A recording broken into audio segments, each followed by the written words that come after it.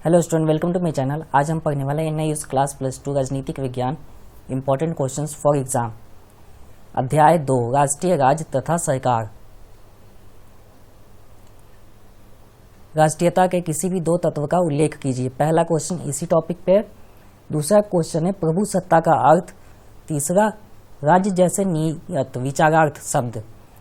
राष्ट्रीय और राज्य में अंतर। राष्ट्रीय और राष्ट्रीयता में अंतर स्पष्ट। यहाँ पे आपको पैटर्न दिया हुआ है, जहाँ पे आपको 23 क्वेश्चंस पेपर में दिए जाएंगे। 3 घंटा टाइम होगा। पासिंग के लिए अगर आपको पासिंग चाहिए तो 5 नंबर के क्वेश्चन केवल रेडी कीजिए, और जिसे अच्छे मार्क्स चाहिए वो कम से कम 5 और 8 वाले क्वेश्चन को अटेम्प्ट करे। 2 वाले अटेम्प्ट हो जाते हैं, इतना मुश्किल नहीं होता। हिंदी मीडियम में तो ऑलरेडी आसान है। अब यहाँ पे जान लेते हैं, एक बार लेसन का नेम फिर से देखते हैं। अध्याय 2 राष्ट्रीय राज्य तथा सरकार। अब इन सब का डिफिनेशन ऑलरेडी गांधी जी ने दे रखा है। गांधी जी का एक लाइन सुना होगा आपने भी जूनियर क्लासेस में, स्वराज। स्वराज बोला है कि स्वयं का राज यानी खुद का शासन हो। ऐसा देश चाहिए, ऐसा राज्य चाहिए, ऐसी सरकार चाहिए जो जनता को खुद से चला सके, जनता से हर काम पूछ कर करे, बता कर करे। लोकतंत्र है भारत में, ऐसा नहीं है, लेकिन स्वयं जो गांधी जी का सिद्धांत था स्वराज नहीं आया है, ना आएगा, क्योंकि यहाँ पे थोड़ी बहुत पूंजीवाद का भी योगदान है, इस करके नहीं आ सकता है। तो ये अलग टॉपिक है। हमने सिर्फ क्वेश्चंस के अकॉर्डिंग चलना है। आपने बुक में जो दिया हुआ है, आपके बुक में इन्हीं टॉपिक्स पे टॉपिक्स है। क्वेश्चंस यहाँ मैं बना के आपको दे रहा हूँ ताकि आपको इजी वे में पेपर आप क्लियर कर सको आसानी से। तो पहला क्वेश्चन है राष्ट्रीयता के किसी भी दो तत्व का उल्लेख कीजिए। 2 नंबर में है ये क्वेश्चन, 14 में आया हुआ है। राष्ट्रीयता एक मनोवैज्ञानिक संकल्प है अथवा व्यक्तिगत विचार है। यह असंभव है कि कोई भी ऐसा समान गुण अथवा निश्चित रुचि हो सकती है जो राष्ट्रीयता में सभी जगह पर समान हो। बस इतना ही लिखना है, आगे रहने देना, यहीं पे फुल स्टॉप यानी पूर्ण विराम लगा देना है आपने। ये हेडिंग लिखना है राष्ट्रीयता के निम्नलिखित घटक या तत्व। क्वेश्चन में आपकी घटक आ सकता है तो यही आंसर लिखना है। पॉइंट 1 समान भौगोलिक क्षेत्र। एक समान क्षेत्र में रहने वाले सभी लोग या सभी नागरिक एक ही राष्ट्रीयता के होते हैं। यहाँ पे आप स्टेटमेंट चेंज करके यही लिख सकते हैं जो मैंने बोला है ताकि आपको पता लग जाए। 2 स्टेटमेंट दे रहा हूँ, एक बुक का है और एक यहाँ पे मैं बना कर दे रहा हूँ। आपको जो बेटर लगता है वो आप लिख सकते हैं। सेम समान भाषा बोलने वाले एक ही क्षेत्र में रहने वाले लोग एक ही राष्ट्रीयता के हो सकते हैं या होते हैं। अब एग्जाम्पल मैं दे रहा हूँ, यहाँ पे एग्जाम्पल नहीं है। समान भौगोलिक क्षेत्र में इंडिया है, जहाँ पे भौगोलिक क्षेत्र फिक्स है। भाषा हिंदी से जानी जाती है पूरे विश्व में, कि इंडियंस को हिंदी आती है सबसे ज़्यादा। क्वेश्चन सेकंड, प्रभु सत्ता का अर्थ राज्य के एक तत्व के रूप में स्पष्ट कीजिए। प्रभु सत्ता का मतलब भी सेम होता है, स्वयं का राज, यानी खुद की सत्ता होनी चाहिए तब प्रभु सत्ता है। सन 1947 से पहले भारत के पास प्रभु सत्ता नहीं थी। ब्रिटिश गवर्नमेंट शासन कर रही थी। ईस्ट इंडिया कंपनी तब था और ईस्ट इंडिया कंपनी इंडिया पर रूल्ड कर रहा था। तो अब देख लेते हैं आंसर में हमने क्या लिखना है। 2 नंबर है केवल। राज्य क्षेत्र के किसी निश्चित भूभाग में रहने वाले लोग जिनकी अपनी सरकार ना हो, जब तक कि उनके पास प्रभु सत्ता ना हो तब तक अपनी सरकार नहीं हो सकती। 15 अगस्त 1947 से पहले भारत के पास अपनी प्रभु सत्ता के अलावा राज्य के सभी घटक थे। सिंपल है, जनता थे, भाषा थी, संसाधन थे, लोग भी थे, बस प्रभु सत्ता नहीं था। इसलिए भारत राज्य नहीं कहला सकता था कि भारत के पास प्रभु सत्ता है, जिसके द्वारा उसके अंदर रहने वाले लोगों से। अब प्रभु सत्ता आने के बाद का क्या है वो आपने स्टेटमेंट यहाँ मैं समझा रहा हूँ कि जब प्रभु सत्ता आ जाता है तब यह उम्मीद की जाती है कि उसके अंदर रहने वाले राजनीतिक जो लोग हैं वो राजनीतिक आज्ञा का पालन करें। राज्य कैसा होना चाहिए? आंतरिक रूप से सर्वशक्तिमान यानी बहुत ही ज़्यादा स्ट्रांग, किसी भी प्रकार की समस्या को समाधान करने की क्षमता होनी चाहिए। बाहरी नियंत्रण से मुक्त, किसी भी प्रकार का दबाव नहीं होना चाहिए। इस प्रकार प्रत्येक राज्य की जनसंख्या भूभाग एक सुसंगठित होनी चाहिए और सरकार प्रभुसत्ता होती है। भूभाग सुसंगठित होनी चाहिए, जनसंख्या भी संगठित होना चाहिए, ओवर नहीं होना चाहिए, नहीं तो वो राज्य नहीं कहलाएगा। क्वेश्चन थर्ड देखते हैं। ये क्वेश्चन 2 बार रिपीटेड है, तीसरी बार आपके में चांस है। 16 और 17 में रिपीटेड हुआ है, तो आप देख सकते हैं यहाँ पे 16 और 17 2 बार रिपीटेड है, 2 नंबर में आया हुआ है। तो 2 नंबर वाले क्वेश्चन स्टार्टिंग में ही होते हैं, 3-4 क्वेश्चन और एंडिंग में होंगे। तो आपने ध्यान रखना है, जो स्टार्टिंग वाले 2 नंबर वो सब अटेम्प्ट करना है अच्छे से। राज्य एक ऐसे लोगों का समुदाय है जो साधारण बड़ी संख्या में हो, जिसकी एक निश्चित भूभाग पर स्थित अधिकार हो। भारत में कई सारे राज्य हैं, हर राज्य का अपना भूभाग है, निश्चित भूभाग, उतना ही एरिया वो राज्य कहलाता है। अब यूपी, बिहार, पंजाब, हरियाणा ऐसे 28 राज्य हैं, आप देख सकते हैं। तो सबकी निश्चित भूभाग है और अस्थायी अधिकार है, जो बाहरी नियंत्रण यानी कंट्रोल से स्वतंत्र है। 2 प्रकार की नियम बनते हैं, एक राज्य के अंदर, एक केंद्र से नियम बनता है और एक राज्य अपना खुद बनाता है। वैसे ही जैसे आपने संघवाद में पढ़ा होगा, संघ सूची, राज्य सूची। तो राज्य सूची में जितने काम है वो सब के सब स्टेट गवर्नमेंट बनाती है, यानी राज्य सरकार।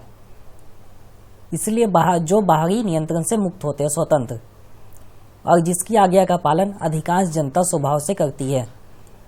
अगर एक राज्य के अंदर कोई नियम बनता है, अगर आज्ञा का पालन नहीं होता, तो राज्य सरकार उस व्यक्ति को सीधा जेल डलवा देगी, या जैसा गलती है उसके अकॉर्डिंग सजा मिलता ही मिलता है। अब एग्जाम्पल के लिए आप ले सकते हैं, मान लीजिए कहीं पे बना हुआ ट्रैफिक लाइट के लिए नियम आप देख सकते हैं, सब जगह सेम है। नियम अगर टूटता है तो पनिशमेंट तो मिलता ही मिलता है।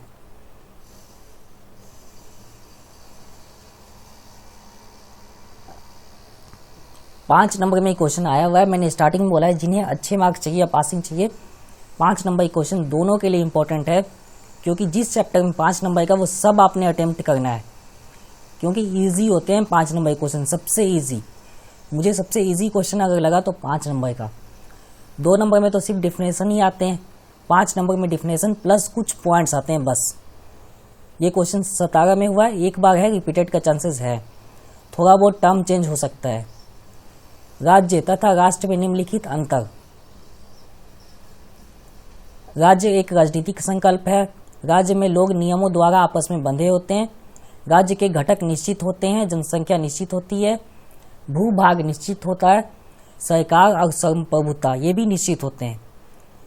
राज्य के नियम बंधन की तरह है, यदि राज्य के नियमों का पालन नहीं होता है तो वह दमनकारी शक्तियों का प्रयोग कर सकता है, वह मतलब राज्य। नेक्स्ट क्वेश्चन देखते हैं, वो पॉइंट कंपैरिजन कर रहे हैं ना हम यहाँ पे, राज्य और राष्ट्र में अंतर। तो राज्य का हमने 4 पॉइंट देख लिया, अब राष्ट्र का देखते हैं। राष्ट्र यहाँ पे राजनीतिक संकल्प है और यहाँ पे सांस्कृतिक और मनोवैज्ञानिक अवधारणा है, संकल्प नहीं है। या सीधा आप लिख सकते हैं राष्ट्र एक राजनीतिक संकल्प नहीं है, डायरेक्ट ही। राष्ट्र सदैव एक राज्य से बड़ा होता है, बिल्कुल। भारत राष्ट्र है, इस राष्ट्र के अंदर 28 राज्य आते हैं, तो आप खुद सोच सकते हैं कि कौन बड़ा है, राज्य या राष्ट्र। राष्ट्र का अर्थ ऐतिहासिक रूप से गठित लोगों का वह समुदाय है जो भाषा, भूगोल, अर्थव्यवस्था और मनोवैज्ञानिक विचार के कारण संस्कृति में अव्यक्त हो या आपस में एक दूसरे से बंधे हो। ये आप लिख सकते हैं लास्ट स्टेटमेंट में चेंजेस। राष्ट्र शब्द का अर्थ ऐसे लोग जो अपनी ऐतिहासिक सांस्कृतिक विरासत के प्रति सजग और बरकरार रखना चाहते हैं, ये होता है राष्ट्र। कि हमारी सांस्कृतिक और विरासत का अंत नहीं होना चाहिए या उस पर किसी भी प्रकार की समस्या नहीं आनी चाहिए। राष्ट्र लोगों का वह समूह है जो विशेष भाषा, रीति रिवाज और सामान्य सभ्यता के कारण आपस में बंधे होते हैं। इधर भी लास्ट पॉइंट है, राज्य एक बड़ी इकाई है जिसमें सभी नागरिक शामिल होते हैं। यहाँ पे किसके कारण? रीति रिवाज, सामान्य भाषा, सभ्यता, इन सब के कारण बंधे होते हैं एक राष्ट्र के अंदर। अब भारतीयों का एक अलग पहचान है पूरी दुनिया में, वो कहीं भी जाएं, वो है सभ्यता, संस्कृति और समान भाषा। तो देश की पहचान ये है। अगर राज्य की बात करें तो हर राज्य का अपना अपना पहचान है, तो इसीलिए कहते हैं वो राज्य एक राजनीतिक संकल्प है और राष्ट्र मनोवैज्ञानिक है। हम मन से और दिल से मानते हैं कि हम राष्ट्र के हैं। तो राष्ट्र का संकल्प और सिद्धांत ज़्यादा बेटर है एज कम्पेयर टू राज्य का। क्वेश्चन 5 है और लास्ट क्वेश्चन है, 8 नंबर का है। अगर आपको अच्छे मार्क्स चाहिए तो 8 नंबर के क्वेश्चन की प्रैक्टिस करनी पड़ेगी, नहीं तो अच्छे मार्क्स नहीं आ सकते।